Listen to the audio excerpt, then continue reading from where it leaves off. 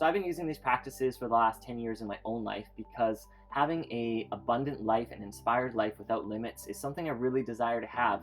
And I find fear does limit my life. It creates limitations around my biggest goals and aspirations, and it keeps me from playing big.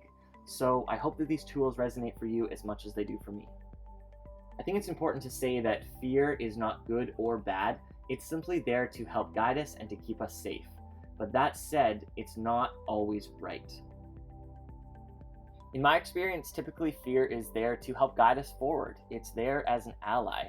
And actually, I did a really good video with my friend and colleague, Sarah Norad, which I'll put the link right here. We talk a little bit more in depth about the shadow and how we can use our shadow as an ally to help overcome some of these fears and to play big.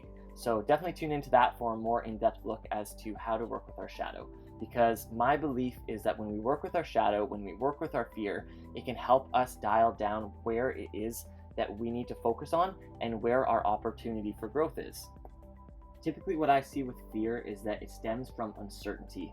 When there's a lot of uncertainty and we're not sure what the next step might be or what the outcome of the next step may be, that's an opportunity for fear to arise in our bodies.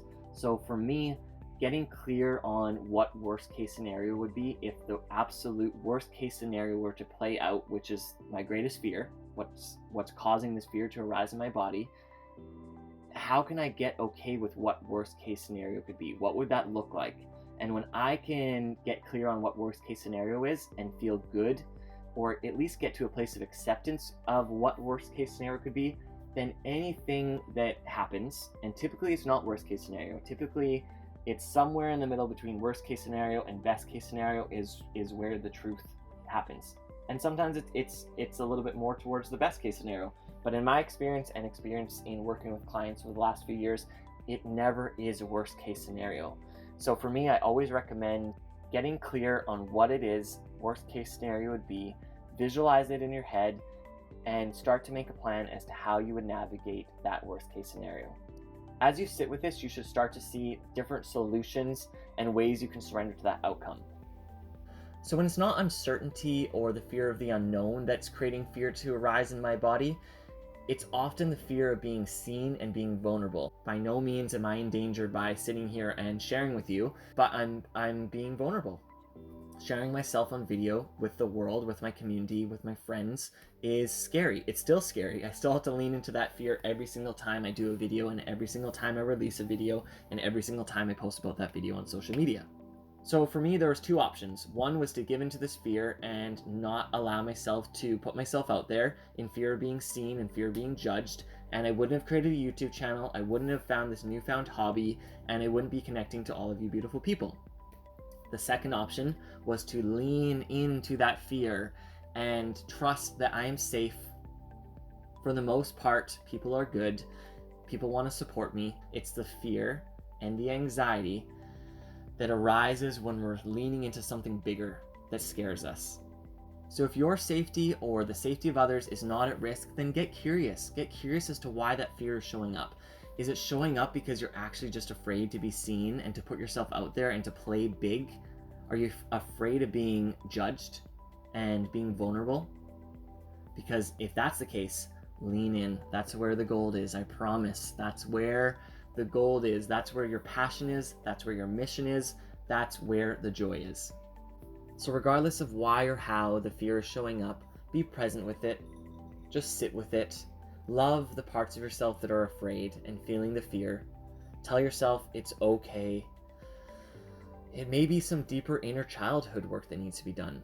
Maybe your inner child is screaming for safety. Maybe you just need to sit in presence and love your inner child. And that's okay. That's great. It's beautiful. Breath work. Breath work, breath work, breath work. Basically, the answer to all problems is connecting to your breath. It's always so simple. Connecting to our breath is such a powerful way to overcome so many sensations in our body. I use breath work throughout my day, every single day, whether my day is going amazing or whether I'm down in the slumps and I'm having a hard time. So I always start my day off with 10 minutes of breath work. And then sometimes throughout the day, I gotta stop myself and sit down and do a couple minutes of deep breathing. And that helps me to overcome almost anything. Journaling, of course, such an amazing practice. I highly recommend getting your thoughts out on paper. Sometimes just getting it out on paper, for me anyways, shows how irrational some of my fears are. And as soon as it's on paper, I'm like, this isn't valid. I'm not going to give into this fear.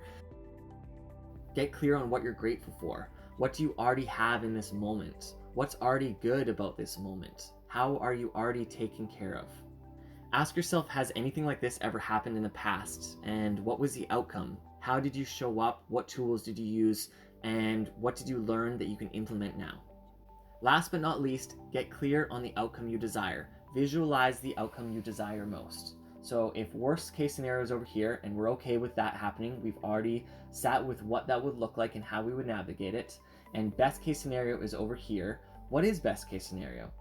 Are you clear on what that is? Because if you're not clear on what best case scenario is, how can you start to work towards it and manifest that vision? If you're doing your absolute best and you practice these tools, you've implemented them into your life, and you're still feeling fear, it's still having a negative impact on your day-to-day life, then seek help. There's so many people out there that want to help you, that have the tools to help guide you through these darker times. Hire a coach, hire a counselor. We're here to help, and you're not alone. So that's typically how fear shows up for me and what I do to overcome it. I don't think that fear is ever going to be something that goes away completely. So for me, I'm all about adding as many tools to my tool belt so I have practices to use when times get dark. I'd love to know how you guys overcome fear and what typically makes fear rise in your body. If you have any other tools, I'd love to hear what they are. Please share them in the comments. And as always, like and subscribe to the video, share this with your friends. I would love for this to support anybody navigating darker times. And I look forward to seeing you guys back here next Sunday for an all new video. Mwah! Much love, guys.